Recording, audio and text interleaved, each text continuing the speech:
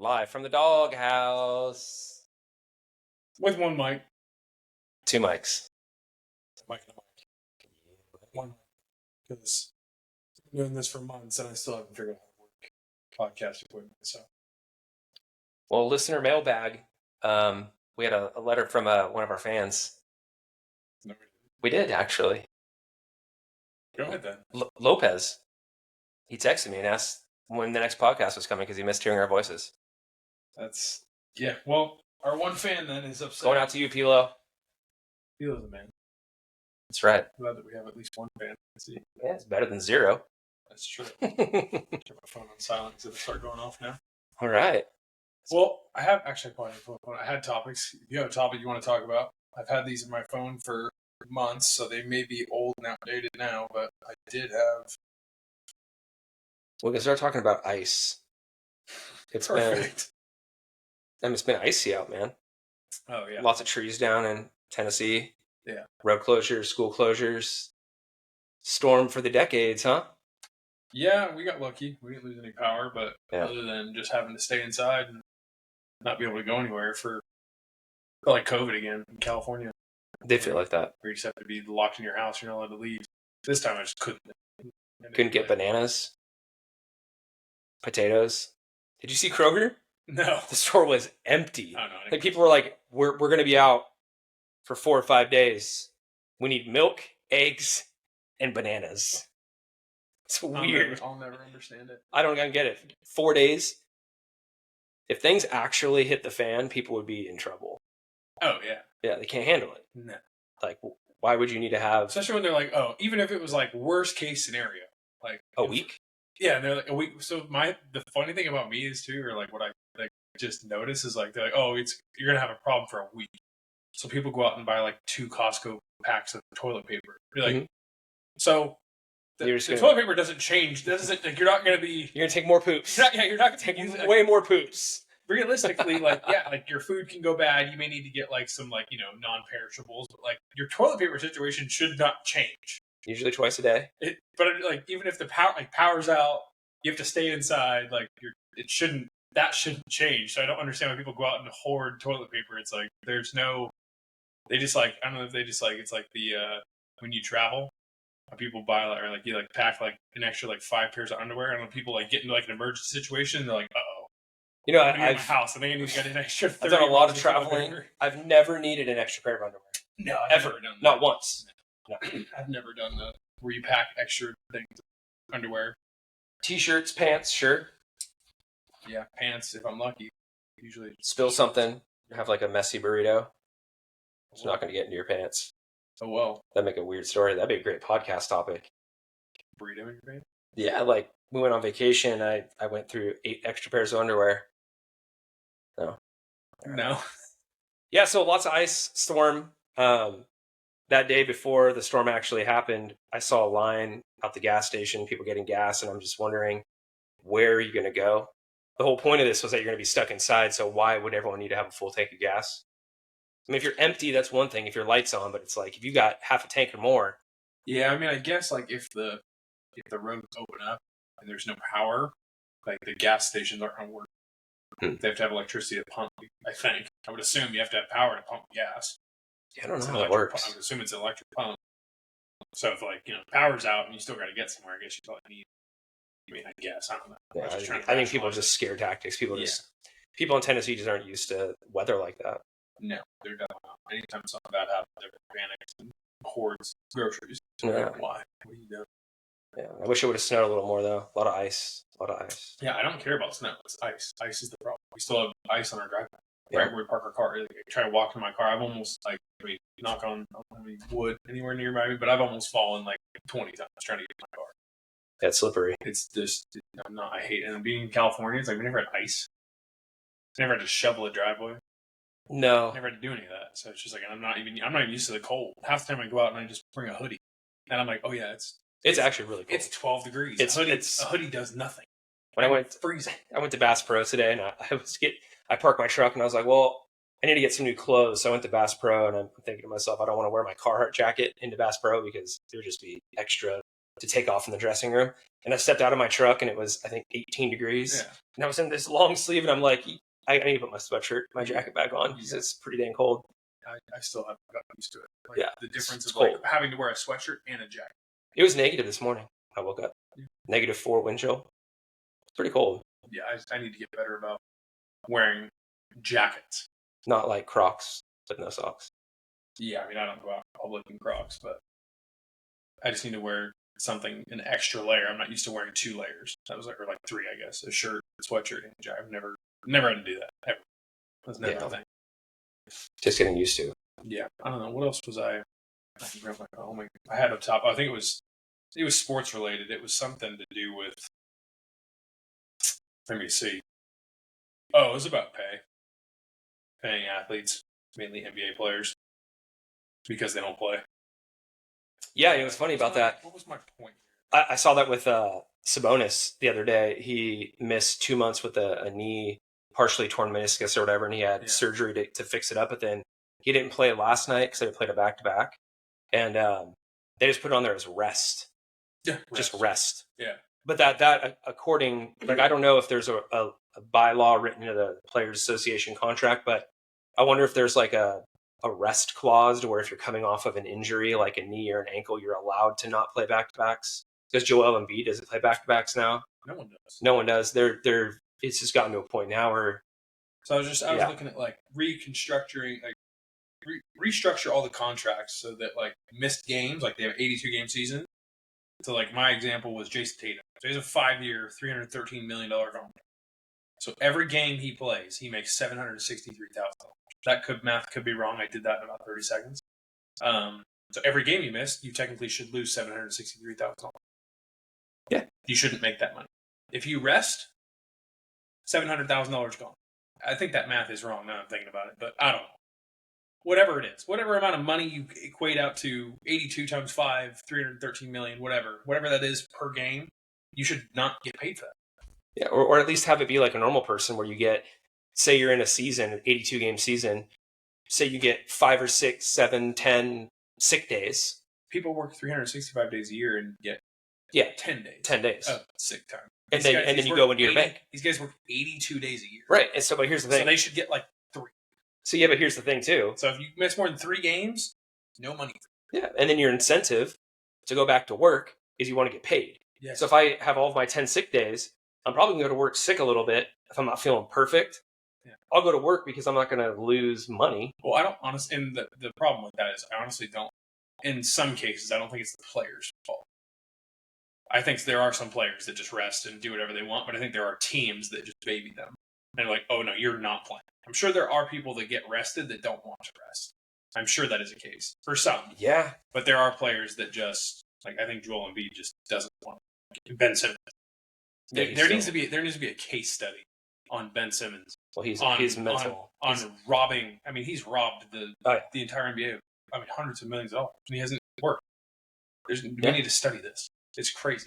So there's some people that just don't want to play. But I mean, I get, and it's hard with like injuries and all that. I get it. But it's like, you should have an incentive to want to come back. And you should have an incentive to not want to rest.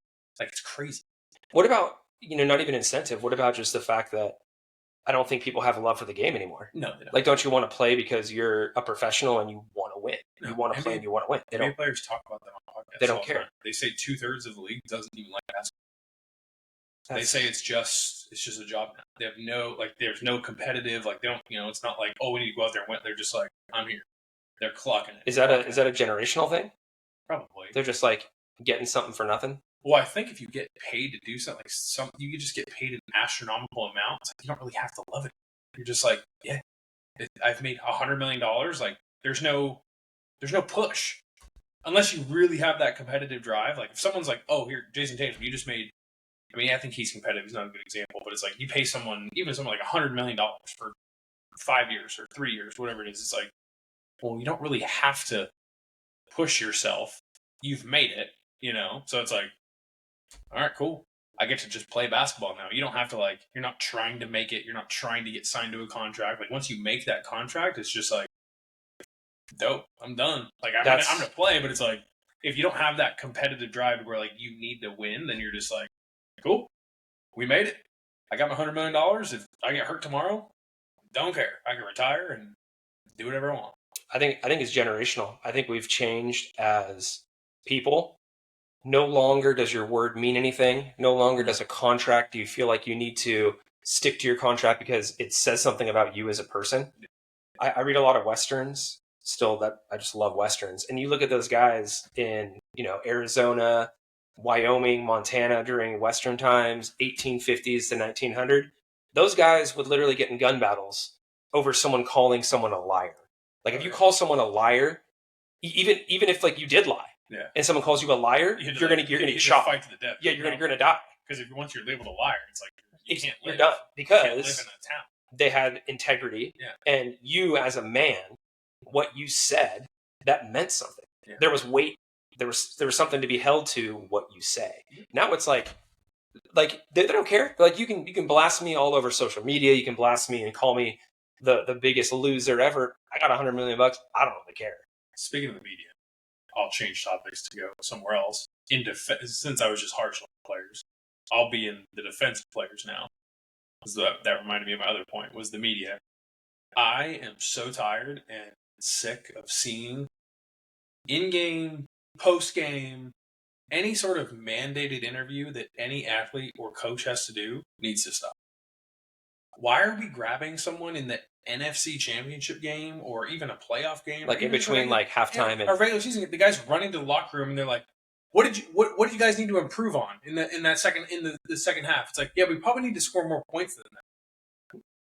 Yeah. What do you want me to say? I'm going to give it up. Yeah, we're going to do... actually, you know what? We're going to switch our defense. We're going to do this. We're going to change this guy. Yeah. We're going to run heavy. We're going to run heavy. We're going to load the box. It's like, they're not going to tell you. Why are we stopping this guy running into the locker room? And be like, what went wrong? It's like, they scored more points than us.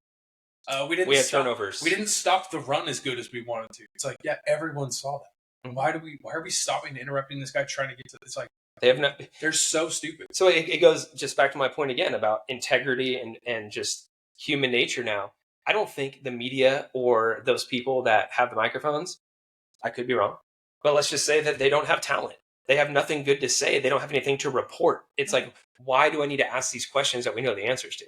Yeah. Like, what do you need to do? We need to play better. Yeah, we need to do this better. Like, they don't have anything to say. It's all just filling. It's like I've never seen one of those interviews and been like, wow, that's insightful. Oh my God, I didn't realize. I was watching that whole game.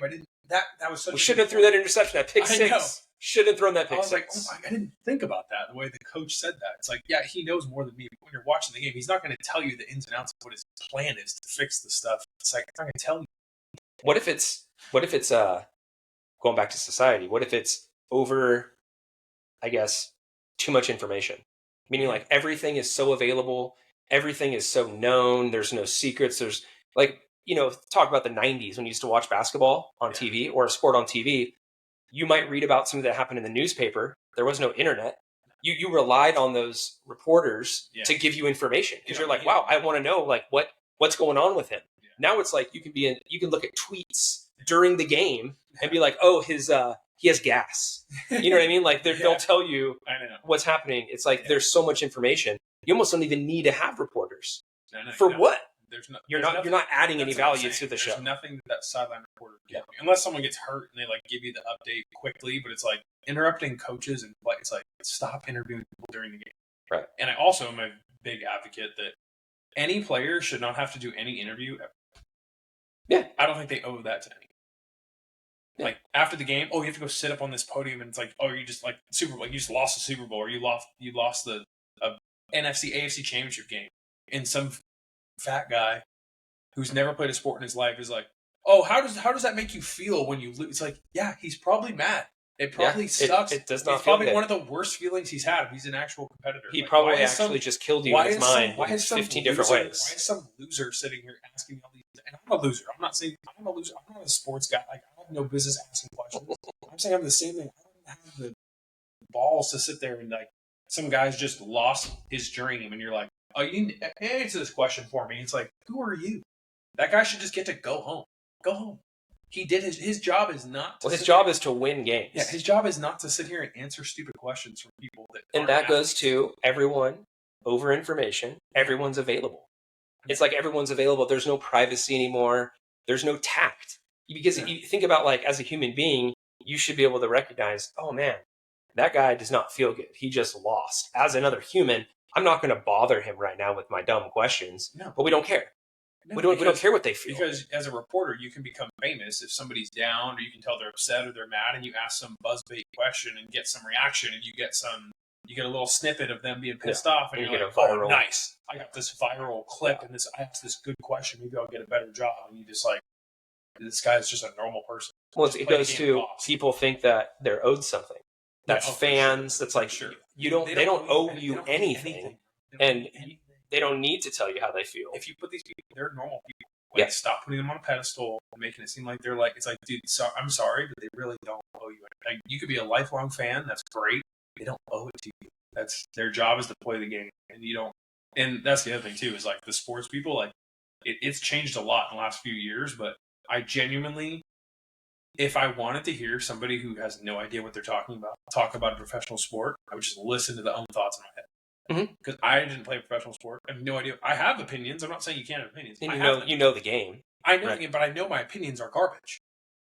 There's no substance to my opinions are based off of just watching it with my eyes. I have nothing to validate my opinion. Why am I watching people on Sports Center and all these places of people that I've never played the game? I do like. What are we talking about? I will say I do like. Recently, they've had a lot of professional athletes. That's like look at Scalabrini and all those guys that are like they know what they're talking about. But there's a lot more former retired athletes that are now doing broadcasting or doing analyst jobs, and that's what I like, because it's like that's the only person you could have someone who played in. You could have someone who watched 30 years of NFL football and someone who played 2 years in the league. I want to listen to the guy who's played 2 years. Yeah, I have no desire to listen. Oh, I've watched 30. So I don't care. I want to listen to the guy who played. There's nothing you can tell me that's going to be more valuable than what that guy did it. You have no idea what he went through. No, I don't care. So it's like if you didn't play the sport, you should not be on national television talking about it. I don't think it's ever going to change.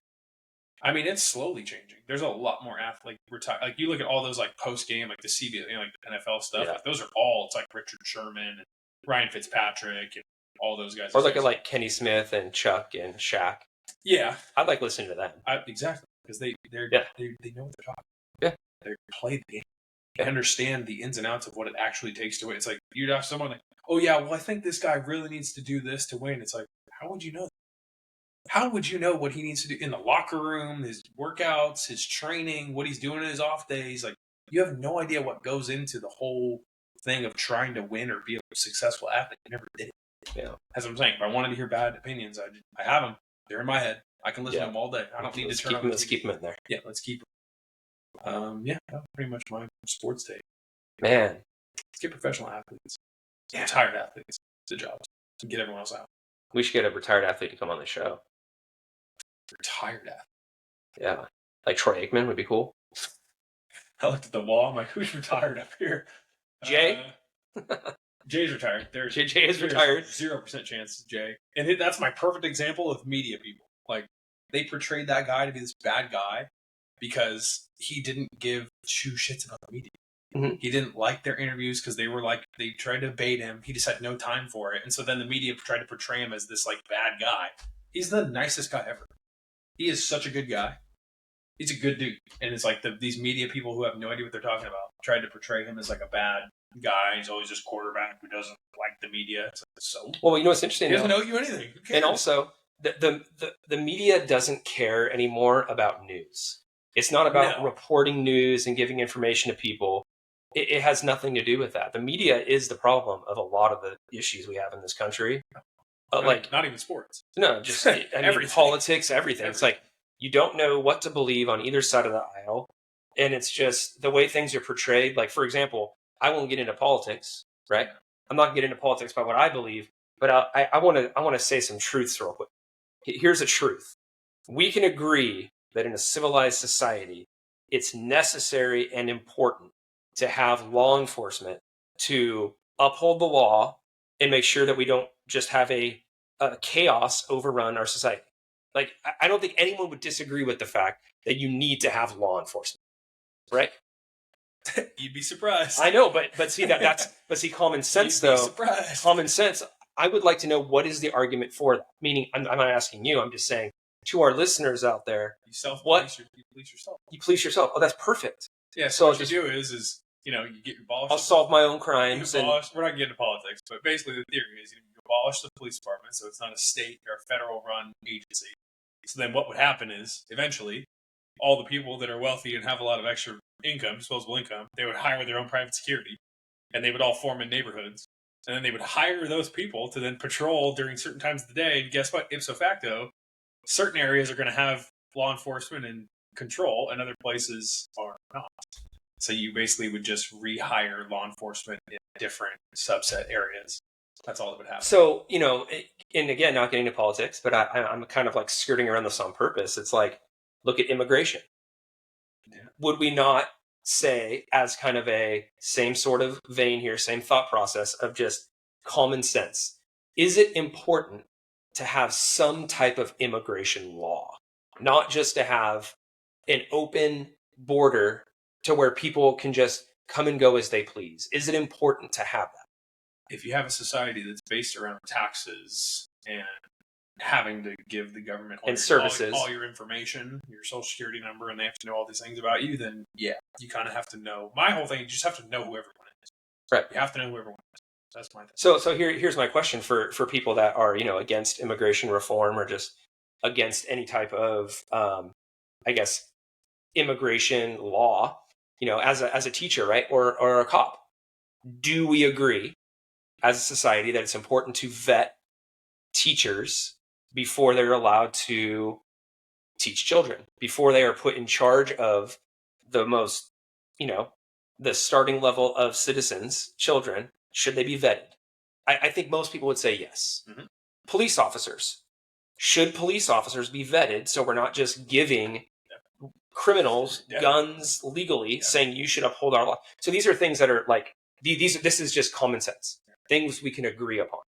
So when I look at the current state of the world, if you look at the riots that are taking place in Minnesota and all these things, again, I'm not going to get into which side I am for. I think it's really interesting that we have the media portraying federal immigration law enforcement, which is cops.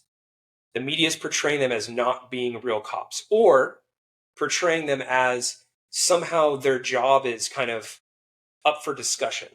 Like we as citizens should be able to say, we might not agree with what they're doing, so we should be able to block roadways, to stop them from doing their jobs. Where does the common sense come in there? Yeah. It doesn't make any sense. It's like, go up to any local cop or sheriff in your town and just pull your car in front of them. And say, no, you cannot give that ticket for that running that stop sign. See how well that goes for it's not going to go well. And it's funny because of these people that are rioting, I almost invite them.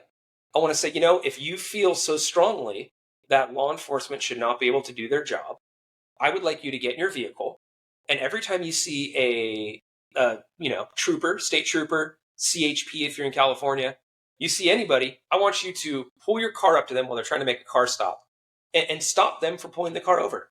Yeah. That's a good idea. Do it in Georgia. Yeah, it's a good idea. GSP apparently are super friendly.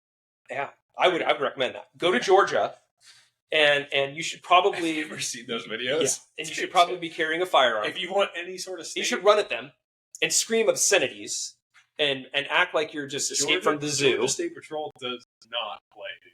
That state, they have I don't know if they have just carte blanche to do whatever they want, but they do anything. Yeah. It's insane. Makes for good videos, but yeah, that's I mean, we're obviously from law enforcement, so we have a biased. All I have to say is laws should be followed. Immigration law, right? Laws are made to protect people and interests in this country. Yeah. Period. The end. And I will tell you that immigration law is important so that we can vet people to make sure that those that are coming to our country to be Americans, because we're open. I mean, America was founded upon immigrants, and people should be able to come here legally to provide a service, to bring something valuable to our society. And if they're not doing that, if they're hurting children, committing crimes like murder, theft, felonious things, not just like, oh, I took a Snickers bar from the local gas station, the twice daily. No, I'm talking about crimes against people, person-on-person crimes. They should be removed from this country. And for those people that don't agree with that, I don't see how you cannot agree with that. And that is what law enforcement is doing. Right. I'm going to be detained, and I'm going to be transferred to another place to live inside of a box. Yeah, called jail or prison. Jail, yeah. And the thing is, I don't think people would disagree with that. Yeah. But then you now spin the narrative, the media, spin this to law enforcement is going out on the streets, and they're looking for anybody that looks different, and they just want to remove them just because. Yeah. I'm sorry, but people, let's be real for a second. Pull your head out and think logically about this. It's not a coincidence that these riots, none of this was happening until they found all that fraud. Oh, of course. They find 20, 30 billions of dollars worth of fraud, and all of a sudden it's like, yeah, let's pull the curtain. Yeah. Pop it, throw the smoke. Yeah. All right, look over here. Right. Here's a mirror. Right. I threw some smoke. Here's a mirror. Right. Look this way. Yeah. We're going to hide all this fraud. Or that one lady, I don't even know her name because she's so insignificant to me, the one who got attacked during her press conference with apple cider vinegar. I don't agree with that. I don't think you should do that. No, I'm saying it's planned. Oh, yeah. Yeah, what I'm trying to say is that I don't... It was good. No. I'm saying I don't think it was real. I think that anything that's going to shed a spotlight or spotlight any kind of type of fraud, theft, breaking of laws, people are going to do whatever they can to protect themselves, including making up stories. Sure. And it's really a bummer when, and it goes back to integrity. People in the news don't have integrity. They don't care about the truth. There aren't those. I would love to see the old school reporter go out like during wartime and like actually go out and try to solve something or find out information and talk to people and get news. I don't feel like we get news anymore. It's just, yeah, exactly. Just he's not a reporter. It's like, well, he kind of is. What's the definition of a reporter? Going out and obtaining information to then give to the masses? Like, well, technically, so we can talk about it. He doesn't have your little certificate from somewhere. It's like, well, he's doing it. So, and you know what's interesting? If some random kid can just go out and do your job, then your job's probably not that difficult. So I want to know what is the. I'd love to hear the perspective of the people that are writing.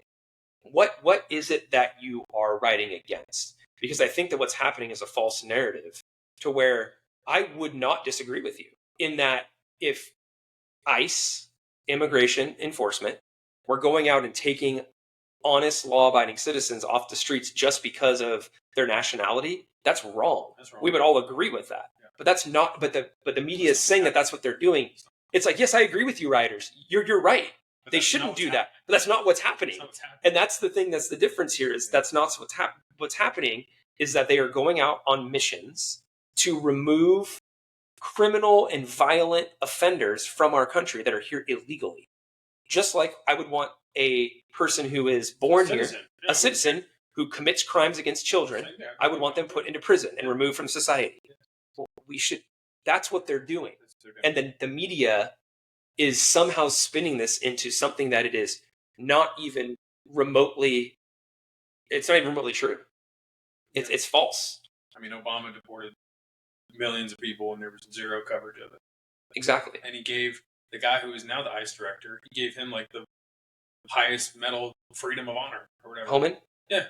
He got that. I don't even know what the name of the medal is, but he got some super high medal from Obama for deporting all those people. And now he's the director of ICE again, and they're like, they want him killed, they want him assassinated. It's like, he got an award from Obama. What are you talking? It's the same guy. He's doing the job. He hasn't even deported a quarter of the people that he did with Obama, and you already want him killed. Now you want him assassinated. I think the hard part is just, as someone who thinks logically, someone who I feel like I'm educated. I'm not, I'm able to see both sides of the aisle. Mm-hmm. I don't see there ever being a time in our future where both sides are going to come together. No. I honestly don't see it. It scares me because really what needs to happen is debate. In high school, we used to have debate club. Yeah. You used to teach people that to kids. Too, but they get so much inundated with, your algorithm, you just scroll and it can just, I think there's certain people that just scroll and they just get angrier and angrier and angrier and angrier and angrier. Their phone just convinces them that the other people are just they're racist or they're horrible or they're stupid or their ideas are dumb. And you just sit there and you watch these things that just convince you and convince you and convince you, and then you try and have a normal talk with someone, and you're like, I already hate you. I can't even talk. I can't even look at you because my phone has convinced me that you are the devil. So you sit someone who has opposing views, and you're like, today I just watched 60 videos on why I hate everything about you. I can't even hear you talk. I don't hear your voice right now. So I want you with this. Mm-hmm. But I'm not saying that's how I feel. I'm saying I think that's what a lot happens to a lot of people is they just get convinced through media, through reels and everything else that the other side is just not. You can't even talk to them. You can't negotiate. So the root of all this evil and the root of it probably is. I mean, it wasn't this bad when before social. I mean, you definitely had people that didn't like the other side, opposing political views. But I feel like even when we were younger, like you could have friends. Like I feel like even like as our parents and stuff had friends that had opposing political views. Mm-hmm. It wasn't that big of a deal. I used to go to people's houses that, I mean, looking back now, definitely had opposing political views. Yeah. My mom. Yeah. And my mom knew it. Obviously, she's not dumb. She knew it back then, but it wasn't a big deal. She let me go over there, and no one ever talked about politics to me I never heard about politics from another person's family when I was a kid. Ever. You know what else? What bothers me too about what you're saying about how people don't even hear others; they just have their minds made up. I saw recently there was, and this is great this could be a lawsuit, of course. There was a teacher who recently, I think might have been in Chicago, was going to be fired, but was put on leave because they didn't even say anything. They just posted a video on their social media that was in support of ICE and law enforcement. Since when are we demonizing a citizen supporting law enforcement? Because I will tell you right now, if there are teachers that are going onto social media and saying, you know what, I love what the rioters are doing, let's stand up and fight the establishment, no one's going to bat an eye at that. No. But it has to go both ways. You should not be demonized. Like I feel that I'm going to get in trouble if I even post a video saying, I love God, family, and country. I hear you. I know, but I'm just saying that you would. How is that a bad thing? You got fired. And that's wrong. Because it doesn't fit the narrative. It doesn't fit the narrative. Whatever majority populace are in, it doesn't fit their beliefs. They're like, well, I don't want you in charge of anything. That sounds worse to me than what ICE is doing. Yeah. Not that ICE is doing anything wrong. I'm just saying from the perspective of the other people, their side.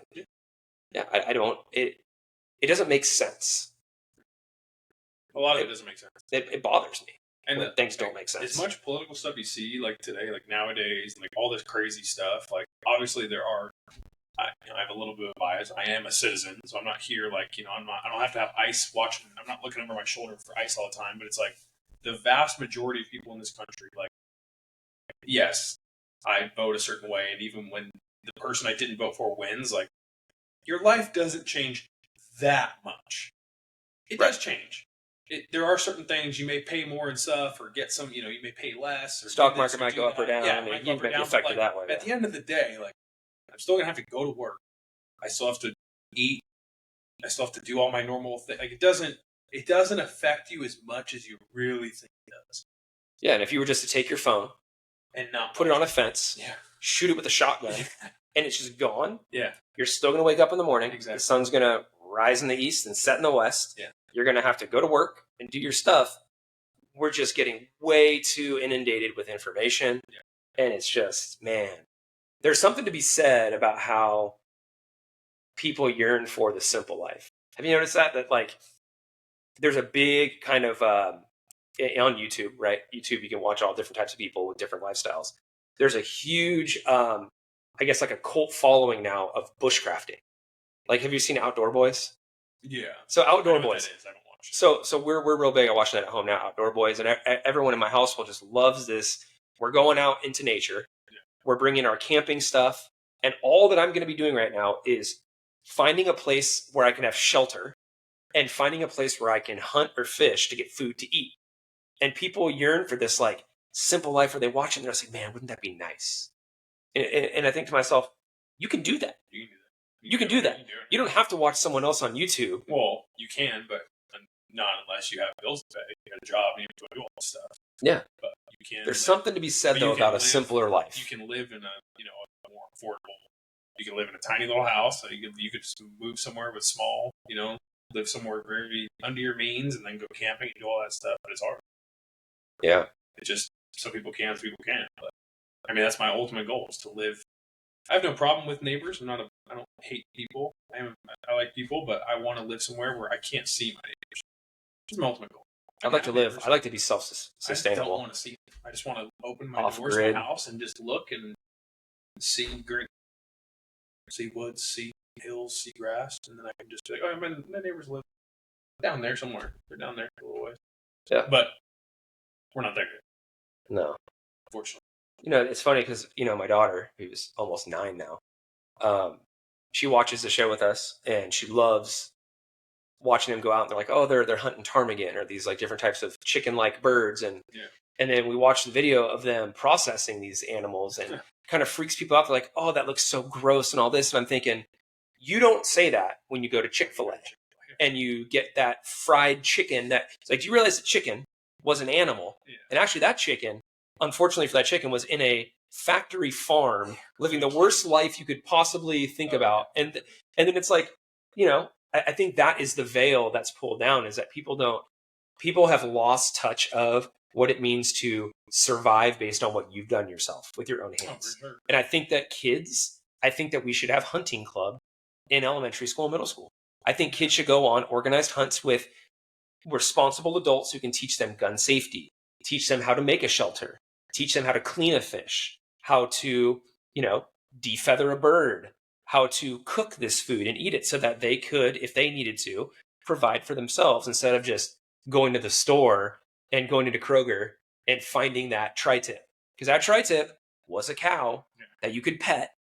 And you know what I mean? Like had a name, probably. Had a name, I think we've lost or that. at least a number. Or a cow tag. Probably just had a cow tag. More than likely just had a number, not have a name. But there are some that have names. Yeah, most of them don't have names, you're right. But yeah, that doesn't make for a good employee. Yeah. That doesn't make for teaching kids all those things. They just need them to be, you have to go through school. Where's auto shop? Yeah. It doesn't exist anymore. Wood shop. Auto shop. Exactly. These are skills that people need to have. And it's like when everyone does everything for you, when everything's provided and you don't have to struggle to get what you need, you can just go buy it. I think that's part of the problem too, is that people don't have to rely on themselves anymore. We don't have to rely on, like, if you have a skill, right, and I have a skill, I can bring something to our friendship by giving you something and you can bring something to my friendship. That's how it used to be. That's what I'm saying, is that you used to have people, like, not everyone's good at everything. You had in your town a blacksmith. The blacksmith was good at his job. People needed his service. Other people grew fruits and vegetables or had livestock because they're good at it, at farming. We don't do that anymore. Now everyone is an isolated unit by themselves. And I think that it reminds me of, remember WALL-E? Did you ever see that movie, the Disney movie WALL-E? We're getting there. That's what I'm saying. We're getting there. All those overweight, obese people that are unhealthy up in the clouds. Watch the screen. Exactly, in their little motorized carts. Their little chairs. I think that's where we're headed. Yeah. I really do. Sure. I feel like there's part of the populace that pretty much already looks like that. Yeah, the machine. Yeah. The machine just keeps going, and I think it'd be interesting. I want to look into this. I thought about this recently about, are there whatchamacallit? Are there communities in America that are working together like we were just discussing? Yeah, they're called the Amish. I got to look into this today. I saw 4 Amish people at Bass Pro, like legitimately Amish. Like the guy had a bowl cut with the hat and everything, and multiple customers went up to them during the time we were in there. And I almost wondered if they were like from a reality TV show, or they might have been like from some Amish show, because there were multiple customers that went up to like shake their hand and talk to them. Oh, probably. But they definitely, I look at them and I'm like, but I did notice they were wearing like their shoes. They were wearing like ASIC, all black running shoes. Like it wasn't like they had thatched shoes they made from their own, land. It's just interesting though, because I could get in, like if you told me I can go move to a community, or in my community, I'm going to have a doctor. There's going to be a dentist. There's going to be people there that are good at what they do. There's going to be people that know all about animal husbandry. So there's like farmers. There are agricultural specialists. I could be a teacher, right? And you told me I can go there. None of this other crap that's put in our face is a thing anymore. We're just going to live with our family. Like, we have law enforcement officers, we have safety. That to me seems kind of enticing. Yeah, but then you're gonna have to pay taxes to the government. And you got to pay property taxes, and you got to pay wherever town or city, county taxes. It doesn't. You can't ever escape. It doesn't matter where you go. Somebody wants to tax But the everything. Amish, though, the Amish are really good at, they build things and they sell. People have an exemption. Exactly. I don't think they don't pay one. I forget which. I don't know if it's federal or state. They don't pay. They get an exemption. They don't pay. Is it a religious exemption? I have no idea. I don't know the exemption, but I know they get an exemption for one. They don't pay one set of taxes. So I wonder what is the criteria to get that? I think I would assume this is all speculation, but I would assume it's because they're not using like any of the goods and services that taxes. So they're not going to public schools. They're not going to the hospital. They're not using electricity. But I mean, they do go like on our roads and stuff. So right. It's like I don't know how they get an exemption when they still like some at Bass Pro. It's like, right. Well, they're still technically using. I didn't see a horse and buggy outside. Exactly. They probably they got there somehow. So it's like I don't know how, but on their own land they get some sort of exemption to do that. And I'm assuming it's because they're arguing that they're not using anything. I just wonder what that would be like. It just seems so simple and amazing to wake up in the morning and have chores that are not just like, I need to go get the newspaper or take the garbage to the curb. It's like you need to wake up, take care of the animals, because those animals are feeding your family and your community. Like, your job is not to go on Instagram for 3 hours a day and do all this stuff or go shopping for your 84th t-shirt. It's like you're literally going outside to take care of stuff that you need for your family. And I wonder, how happy are they? You know? Like, is there happiness in that? I'm sure there's people that like it. No, but I mean, there's still people that do it. So, right. And in today's current society, if they didn't like it, I'm sure it would just. I mean, I run all my marketing and all my stuff through social media and my phone, but like, there's so many times where I'm like, I just want to not. If I could just not have Instagram or nothing, just like live for, just do my own thing, I would. It'd be so nice. And you can't now. You can't. As a business owner, you can't. I can't. As a business, all my stuff comes through my phone. You have to. I have to have my phone on me all the time. I get all the, all my leads and all my phone call, and it's just like I have to have my phone on me. I can't not have my. If I don't have my phone or don't know my phone is, I'm like, I panic because I'm like, oh, someone could be calling for business, and I don't answer my phone. So it's like I have to have this thing attached to me 24/7. I can't be 10 feet away from it. I hate it. It drives me nuts. Yeah. So. I can't complain. I'm running my own business. I'm not mad at that, but it's just that there are pros and cons to the whole thing for sure. Man. See, what else? There had to be something else I want to talk about that's not as serious, that can be funny. What was I thinking about the other day? Because I was like, I want to talk about that. It was extremely dumb. Pretty standard for what goes on. I was going to say, it's par for the course. Oh, yeah, this is beyond dumb. So, as a rule of thumb, leaves in people's yards. This is how dumb this got. All right, let me go ahead and let me get prepared for this one. If leaves from other people's trees end up in your yard, why do I have to clean that up? Meaning, why do you have to clean your leaves up from someone else's yard? No, why do I have to clean other people's leaves in my yard? Now, did your neighbors rake their leaves and put them in your yard, or did the wind blow them into your yard? I didn't plant that tree that has 60,000 leaves, and the way the wind blows, that leaves don't end up in there. They all end up in my yard in piles. Yeah. Stacked piles of leaves in my yard. Why don't you just get a blower and blow them back over across the street into their yard? That seems a little passive aggressive. My answer to my question is, if you have leaves that are it's shared grass. It's like, like my yard, I have grass, it ends here, and their grass starts here, but there's no barrier. It's just one piece of grass, and my property line's through the grass. Like, if you had a tree that did that to somebody else's yard, do you think you should probably maybe get your leaves back?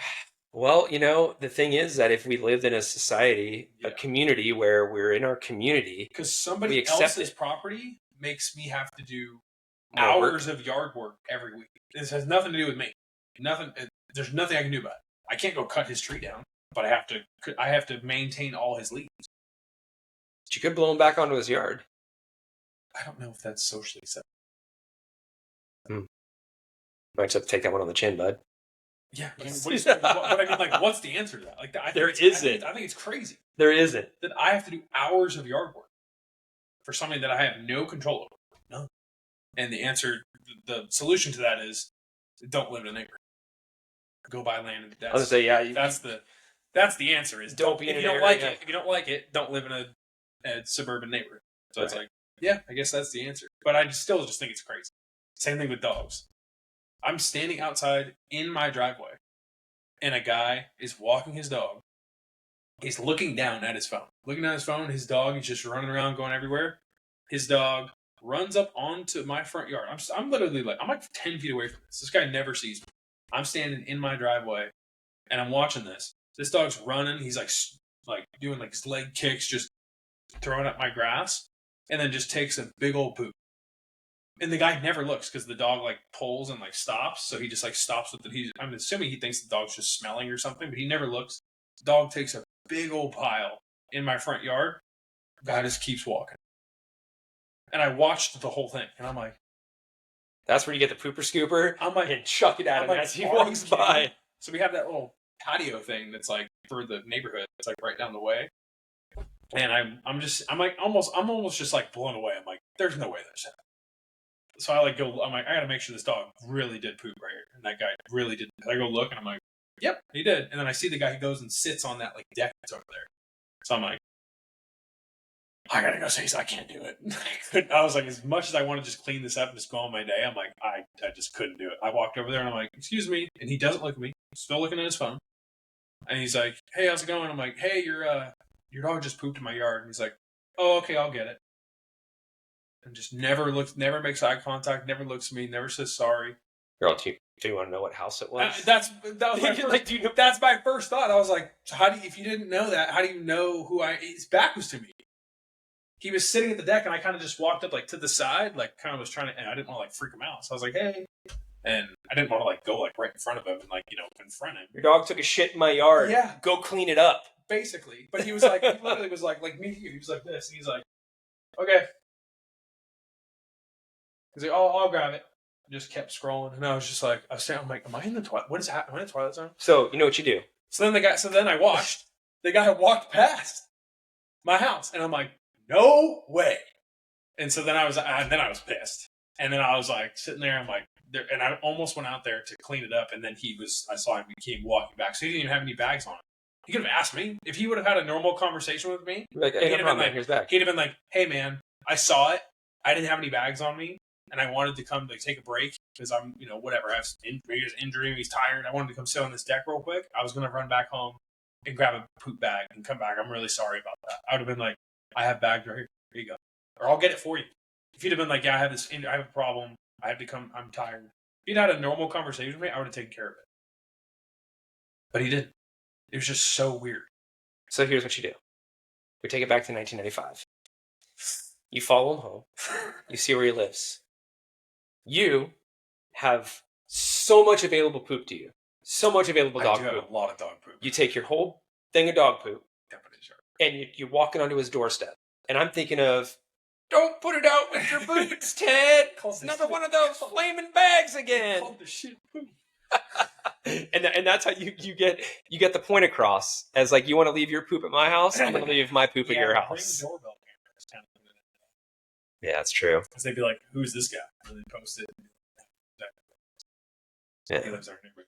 That'd be a great conversation, though. Like, did you put poop? I did, yes, because your dog pooped in my yard and you didn't pick it up.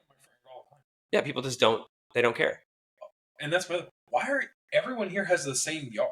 Like, everyone pretty much has the same. Some people have more, some people have a little less. Like, why can your dog not poop in your own yard? Owners. Why can you not have your dog poop on your grass? Why does he have to pee and poop on my? Why? Why are you having your dog walk around? Your dog doesn't. Just so you know, dog trainer here. Your dog doesn't have to go on a walk to poop. They can poop at their own house. I promise you, they will. People have it all the time. Oh yeah, they won't poop unless I take them on a walk. And they come here for training. Guess what? I don't let them poop on walks. So I let them run around in my yard. And guess what? We don't go on the walk till they poop. So they run around and they try and come back inside and they haven't pooped. Nope. Stay out there. And guess what happens? 100% of the time. They poop eventually.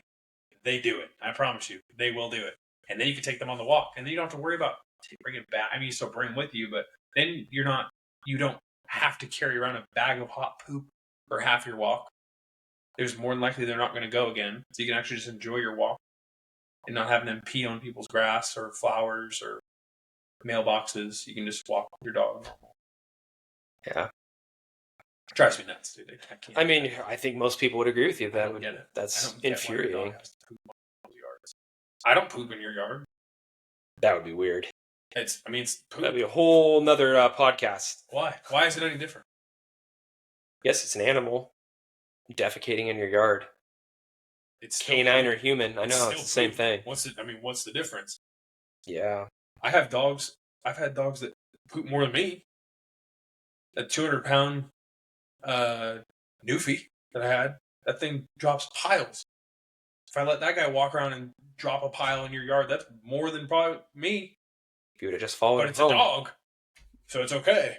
I don't get people's analogy. It's just people's brains. Like, I don't get why it's just dog poop. It's like, no, okay, now on that same vein, with the poop, another thing that grinds my gears, just to throw this out there, if you're taking your dog on a walk and it takes a poop, and you put it in a bag, it's great. I'm happy you're cleaning up after your dog. Don't throw it in my garbage can. Don't throw my garbage can. And I will tell you, I used to have, when we lived, in California, we had a thoroughfare right in front of our house where it's like heavily trafficked by people. And you get 2, 3, 4 bags a week in your garbage can, and it's hot out and all that. And they stick to the bottom. They stick to the bottom. I know. And the thing is, it's not like I'm just saying, like, don't use my trash can. Like, it's gross. Like, I've gagged before from opening up a hot trash can of my own that smells like poop. I'm like, that's not even my dog's poop. Yeah. That's not okay. You need to carry that poop with you in a bag until you get home and throw it away. And the thing is, if you don't want to do that, then don't have a dog. It's a responsibility. It's like a child. You don't let your kid go scream at people and throw food in a restaurant or hit people. Yeah. You're responsible for your child, just like you're responsible for your dog. Don't throw your poop bags in my garbage. Nope. Never. It's pretty simple. It's people just don't. They're lazy. Yeah. They just think, oh, it's okay. Or they don't think that rules apply to them or that they're more important than you. And everything's more important. I mean, everything they do, everything they do is the most important thing ever. They have no consideration. That's the whole thing. They have no consideration for others. Oh, another thing. Go for it. I don't know. This podcast may just be proving that I'm an absolute psycho. And then I just have bad thoughts that run through my head daily. But, I'll tone it down so it's not as crazy. But if I hold a door open for you and you don't say thank you, there is a part of me that wants to grab you by the back of the shirt and just throw you back in whatever side of the door I just opened and slam it on you and be like, open it yourself.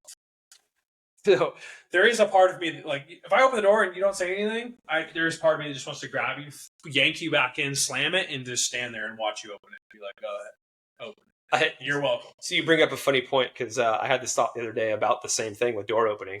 I almost laughed out loud because I had this situation where, no, it was a nice situation. Like, people are being courteous, not what you're talking about. But when you go into a place and there's like 3 sets of doors, and then like you hold the door open for them. No, so like I held the door open for this lady, and she walked in and she said thank you, and I was like, no problem. And then now that she's in front of me, she opened the door for me, and then I was like, thank you. And then I went through, and then I had to open the door for her again, and I was like, I wanted to laugh because it was so weird. I felt awkward. I'm like, or how about when you're going into a store and you open a door and you see someone behind you, and you're like, is it close enough? And you're like, nope. And you run through, and the door, right when it closes, it opens up again. You're like, dang it, man, I should have held it open. Sometimes I do that. But then I feel bad because I hold it for them, and then people feel like they have to run. Yeah. They go, hurry.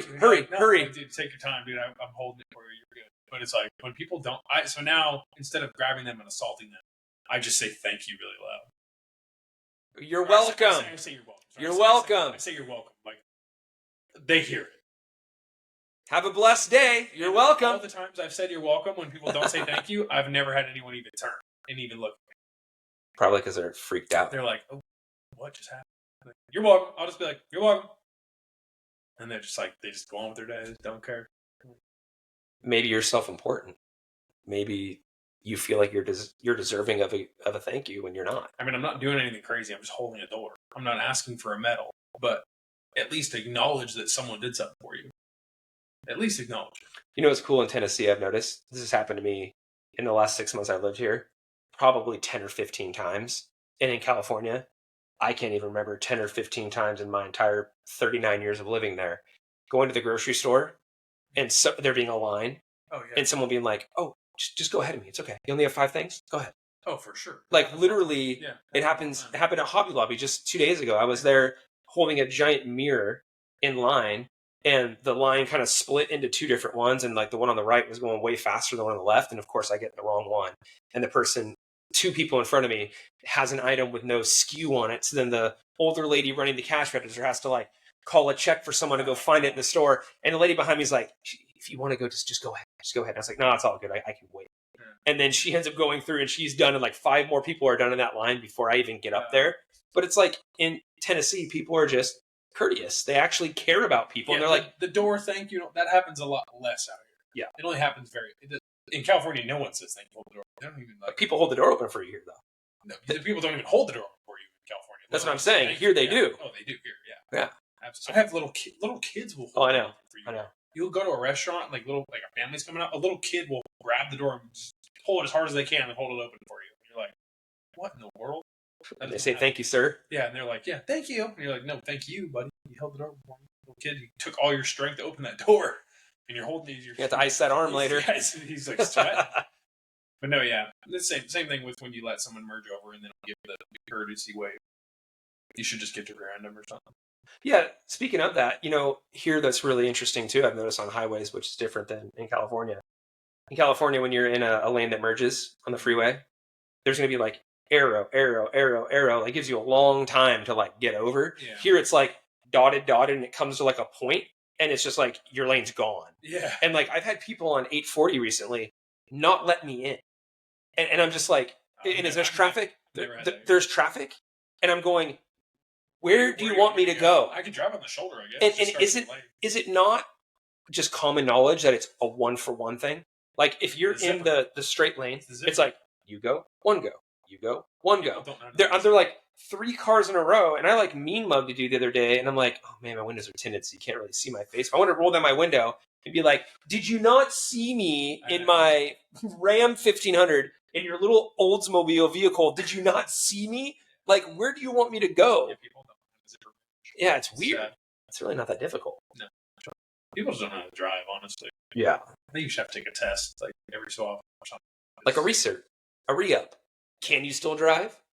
No. Do you still know the laws? No, they don't. They don't know how to drive. Yeah. I almost got hit. Like, yesterday, I was driving. I'm like, what is happening? I almost got like twice.